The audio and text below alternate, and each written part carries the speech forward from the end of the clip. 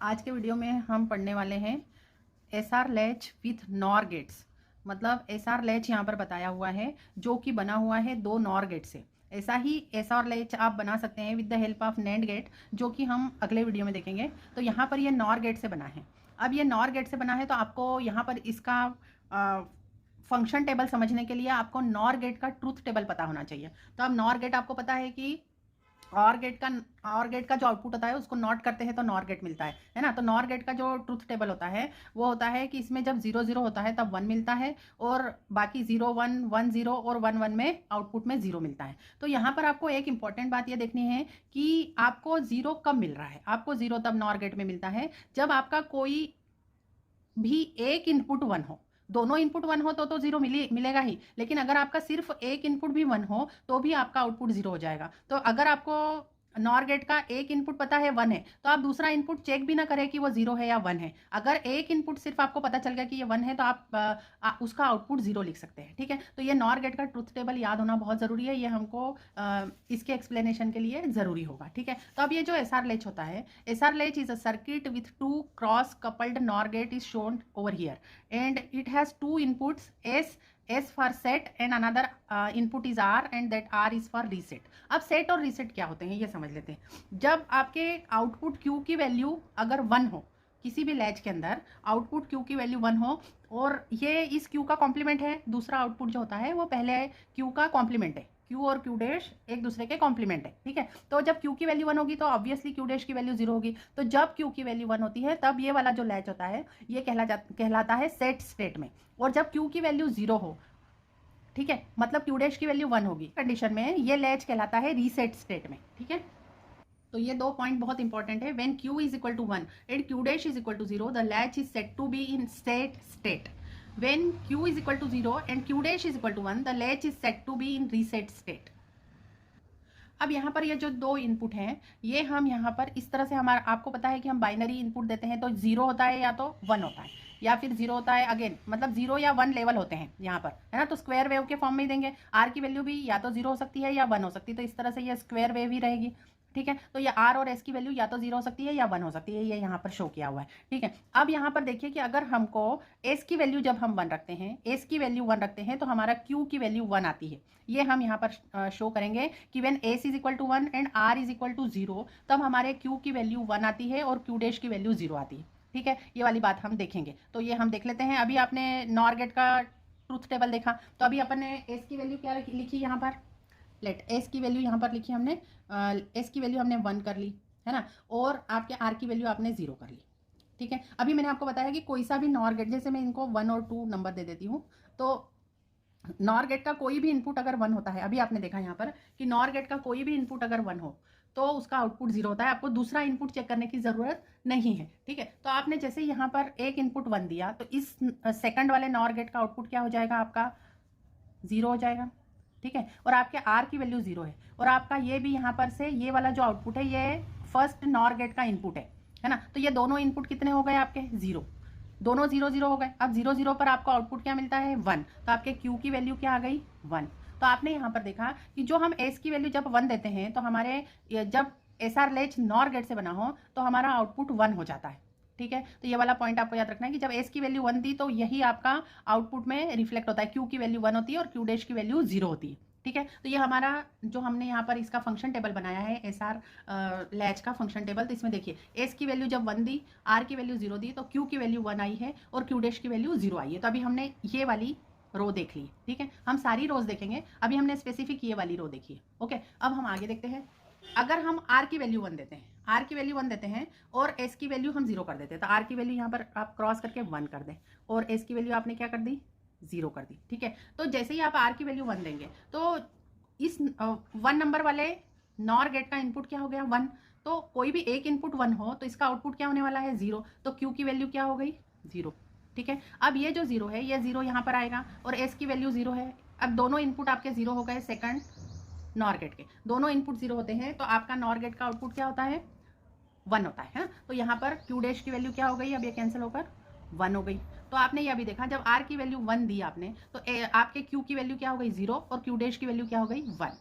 ठीक है, मैं अगेन रिपीट करती हूँ, आर की वैल्यू 1 और एस की वैल्यू 0 देते हैं तो हमारे जो एस आर लैच है जो नॉर गेट से बना है उसके आउटपुट की वैल्यू 0 आती है और उसके कॉम्प्लीमेंट की वैल्यू 1 आती है। तो ये हम यहाँ पर फंक्शन टेबल में देख लेते हैं। ये यहाँ पर देखिए, ये आपके आर की वैल्यू देखिए 1 है और एस की वैल्यू क्या है 0। तो आर की वैल्यू 1 है और एस की वैल्यू 0 है, तब क्या हो रहा है यहाँ पर देखिए क्यू की वैल्यू 0 आ रही है और क्यू डैश की वैल्यू 1 आ रही है। तो हमने ये भी देख लिया है ना। अब हम क्या करते हैं कि अगर हम आर और एस दोनों की वैल्यू हम 0 कर देते हैं, ये बहुत ही इंटरेस्टिंग स्टेट है। अगर हम आर और एस दोनों की वैल्यू अगर हम 0 कर देते हैं तो यहाँ पर आपको ये फैक्ट देखने को मिलता है कि क्यू की जो वैल्यू रहती है ना, प्रीवियस स्टेट में जो भी क्यू की वैल्यू रहेगी वो चेंज नहीं होती है। आर और एस की वैल्यू 0 करने पर क्यू की वैल्यू चेंज नहीं होती है। तो देखिए अभी यहाँ पर आर की वैल्यू 1 थी और एस की वैल्यू 0 थी। जब आर की वैल्यू 1 थी तब आपके क्यू की वैल्यू 0 थी। अब हम क्या करते हैं, क्यू की वैल्यू 0 और क्यू डैश की वैल्यू 1 है। अब हम आर और एस दोनों को 0 कर देते हैं और हम देखेंगे कि क्यू की वैल्यू 0 ही रहती है, क्यू की वैल्यू चेंज नहीं होती। तो अब हमने यहाँ पर क्रॉस कर दिया, एस आर की वैल्यू क्या कर दी 0 और एस की वैल्यू तो 0 ही है। ठीक है, तो ये दोनों 0 है। ओके, अब यहाँ पर क्या हुआ कि ये वाली वैल्यू यहाँ से ये 0 है, क्यू की वैल्यू 0 है, क्यू की वैल्यू 0 है तो यहाँ पर ये दोनों इनपुट क्या हो गए 0 0, एस की वैल्यू 0 है तो दोनों इनपुट जब 0 0 होते हैं नॉर गेट के तो आउटपुट क्या होता है आपका 1 है ना। तो ये 1 अब यहाँ से गया और एक ये इनपुट 1 है और ये इनपुट 0 है। जब एक इनपुट 1 होता है तो आउटपुट क्या होता है आपका 0 होता है। तो आउटपुट क्यू की वैल्यू क्या रही 0। मतलब इसने क्या किया, जब हम आर और एस की वैल्यू 0 0 कर देते हैं है ना, तो आउटपुट जो आपका क्यू रहता है उसकी वैल्यू चेंज नहीं होती है। ये बहुत ही इंपॉर्टेंट पॉइंट है। देखिए यहाँ पर ये इसके बाद वाला, ये देखिए अभी आपने यहाँ पर देखिए आर का वैल्यू 1 रखा था तब क्यू की वैल्यू 0 थी और क्यू डैश की वैल्यू क्या थी 1। अब आपने एस और आर दोनों को 0 0 कर दिया, इसके बाद क्यू की वैल्यू 0 रह रही है और क्यू डैश की वैल्यू 1 ही रह रही है ना। तो मतलब 0 0 एस आर करते हैं तो क्यू की जो प्रीवियस वैल्यू रहती है, प्रीवियस जो उसका वैल्यू रहता है वही का वही रिटेन होता है क्यू और क्यू डैश का, है ना। ये जो 0 0 हमने किया है एस और आर को 0 0 किया है, किसके बाद किया है, इसके पहले क्या था, इसके पहले था S is equal to 0 and R is equal to 1। उसके बाद हमने एस और आर को यहाँ पर 0 0 किया है ना। अब इसके पहले वाला भी हम स्टेज देख लेते हैं कि क्या इसमें भी ऐसा होता है जब एस की वैल्यू 1 होती है और आर की वैल्यू 0 होती है। तो हमने अभी देख लिया कि जब एस की वैल्यू 1 होती है तो क्यू की वैल्यू 1 होती है और क्यू डैश की वैल्यू 0 होती है। ओके, तो हमने यहाँ हम देखते हैं, तो जब एस की वैल्यू आपने 1 दी थी और आर की वैल्यू 0 दी थी तब आपका आउटपुट एस के हिसाब से आ जाता है, मतलब आउटपुट आपका 1 आ जाता है और आपके क्यू डैश की वैल्यू क्या हो जाती है 0। ठीक है, अब हम क्या करते हैं, जब एस की वैल्यू 1 हो और आर की वैल्यू 0 हो तब क्यू की वैल्यू 1 है और क्यू डैश की वैल्यू 0 है और अब हम आर और एस दोनों को 0 कर देते हैं। तो आर तो 0 ही है, एस को हम 0 कर देते हैं। तो अब हम ये 0 0 अगर कर देते हैं तो हमको ये चेक करना है कि क्या क्यू की वैल्यू 1 ही रहती है या चेंज हो जाती है, क्योंकि क्यू की प्रीवियस वैल्यू 1 थी है ना। तो अब यहाँ पर हमने क्या किया, अब हमारा आर और एस दोनों 0 0 है। ठीक है, तो यहाँ से ये 1 था, क्यू की वैल्यू 1 थी तो ये 1 यहाँ पे आया। अब ये सेकंड वाले नॉर गेट का एक इनपुट भी 1 हो जाता है तो आउटपुट क्या हो जाता है 0। तो क्यू डैश की वैल्यू 0 ही रही। अब यहाँ से ये 0 गया, ये दोनों आर की वैल्यू 0 है और क्यू डैश की वैल्यू भी 0 गई। दोनों इनपुट अगर नॉर गेट के 0 होते हैं तो आउटपुट आपको 1 मिलता है। तो मतलब क्यू की वैल्यू क्या रही 1 ही रही। मतलब यहाँ पर ये वाली बात है कि अगर एस की वैल्यू 1 हो और आर की वैल्यू 0 हो तो आपको जो आउटपुट की स्टेज मिली है, जो आपका एस आर लेच जो सेट स्टेट में चला गया है 1 होती तब उसको सेट स्टेट बोलते हैं। तो अगर हम 1 0 के बाद इसको 0 0 भी कर दे तो हमारा लेच सेट स्टेट में ही रहता है। ठीक है, मतलब 1 0 के बाद अगर 0 0 कर दे तो सेट स्टेट में रहेगा और 0 1 के बाद अगर हम एस आर की वैल्यू 0 0 कर दें तो वो रीसेट स्टेट में रहता है। मतलब 0 0 अगर हम एस आर की वैल्यू 0 0 कर दें तो हमारा जो लैच इसकी प्रीवियस स्टेट जो रहेगी उसी को रिटेन करता है। ठीक है, अब उसके बाद हम देखते हैं कि अगर हम देखते हैं कि हम आर और एस दोनों की वैल्यू 1 1 रख दें अगर, तो क्या होता है। तो ये भी 1 रखी, ये भी 1 रखी। तो अभी आपने देखा कि नॉर गेट का जब कोई भी एक इनपुट भी आप 1 कर देते हैं तो आउटपुट 0 आता है। तो क्यू की वैल्यू क्या आ जाएगी, फर्स्ट नॉर गेट का आउटपुट क्या आ जाएगा आपका 0, क्योंकि आपके आर की वैल्यू 1 है। ठीक है, अभी हमें दूसरे इनपुट के बारे में पता नहीं है क्या होगा क्या नहीं। ठीक है, एक ही इनपुट अगर 1 है पता है तो आउटपुट आपको पता है कि इसका आउटपुट 0 आना है। इसी तरह से एस की वैल्यू 1 है तो सेकंड वाले नॉर गेट का भी एक इनपुट आपको पता है 1 है। दूसरे इनपुट के बारे में हमको चर्चा करने की जरूरत ही नहीं है, एक इनपुट 1 है तो ये इसकी केयर नहीं करता, डोंट केयर कंडीशन टाइप हो जाता है। तो एस की वैल्यू 1 है तो आपका आउटपुट क्यू डैश की वैल्यू क्या आने वाली है 0। मतलब आर और एस जब दोनों 1 1 हो और आपका S R latch NOR gate से बना हो, तब आपके क्यू और क्यू डैश दोनों की वैल्यू 0 आ रही है। और यूजुअली आपने इसके पहले की तीनों स्टेजेस देखी, उसमें क्यू और क्यू डैश कॉम्प्लीमेंट आ रहे थे। मतलब जब एस की वैल्यू 1 हो, आर की वैल्यू 0 हो, तब भी क्यू और क्यू डैश कॉम्प्लीमेंट थे। जब आर की वैल्यू 1 हो, एस की वैल्यू 0 हो, तब भी क्यू और क्यू डैश कॉम्प्लीमेंट थे। और जब आपने आर और एस 0 0 दिया, तब भी क्यू और क्यू डैश कॉम्प्लीमेंट थे, लेकिन एक दूसरे का कॉम्प्लीमेंट ही आ रहे थे। लेकिन जब आर और एस 1 1 दे रहे हैं, उस स्टेज में क्यू और क्यू डैश की वैल्यू 0 0 आती है। तो ये वाली जो आर और एस दोनों की वैल्यू हम 1 नहीं देते हैं एस आर लेच को, ये वाली स्टेट जो होती है, ये वाली देखिए, जब दोनों आर और एस 1 हो, तब आपके क्यू और क्यू डैश दोनों की वैल्यू 0 होती है। इसको फॉरबिडन स्टेट बोलते हैं, हम नहीं देते हैं ये वाली स्टेट, है ना। तो ये वाली स्टेट में क्या होता है, देखिए ये फोर्थ वाला, for S R latch with NOR gates, ठीक है। S R latch NAND gate से जो बनेगा उसके लिए कंडीशन अलग होगी, लेकिन for S R latch with NOR gates if both inputs are switched to 1 simultaneously, ये बहुत इंपॉर्टेंट है, दोनों एक साथ 1 होने चाहिए, the device will be enter an unpredictable state और अनडिफाइंड स्टेट।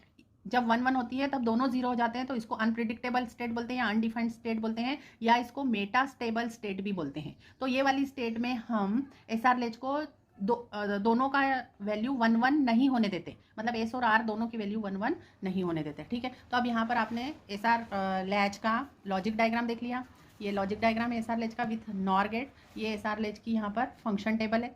अब इसको फंक्शन टेबल क्यों बोलते हैं, इसको ट्रूथ टेबल क्यों नहीं बोलते हैं, क्योंकि यहाँ पर क्या होता है कि जो आउटपुट होता है ना, वो आउटपुट फिर से फीडबैक होकर इनपुट में जा रहा है। देखिए आउटपुट फिर से इनपुट में जा रहा है, जबकि हमारे सिंपल इस तरह के जब गेट होते हैं, इसमें सिर्फ इनपुट ही डिसाइड करते हैं आउटपुट को। लेकिन यहाँ पर क्या होता है, आउटपुट की स्टेट जो प्रीवियस स्टेट क्या होती है वो इनपुट को जा रही है, क्योंकि ये सीक्वेंशियल सर्किट बन गया। और ये वाला जो आपका सिंपल जो गेट होते थे पहले, नॉर गेट जो सिंपल आप 2 इनपुट देते थे, वो कॉम्बिनेशनल सर्किट था। तो कॉम्बिनेशनल सर्किट और सिक्वेंशियल सर्किट में यही डिफरेंस होता है कि यहाँ पर आपकी फंक्शन टेबल बनेगी, क्योंकि आपकी आउटपुट की स्टेट्स जो होती हैं प्रीवियस स्टेट, वो आपकी करंट स्टेट को अफेक्ट करती है, ठीक है। Thank you for watching the video. If you are liking our videos then please like, subscribe and share our channel.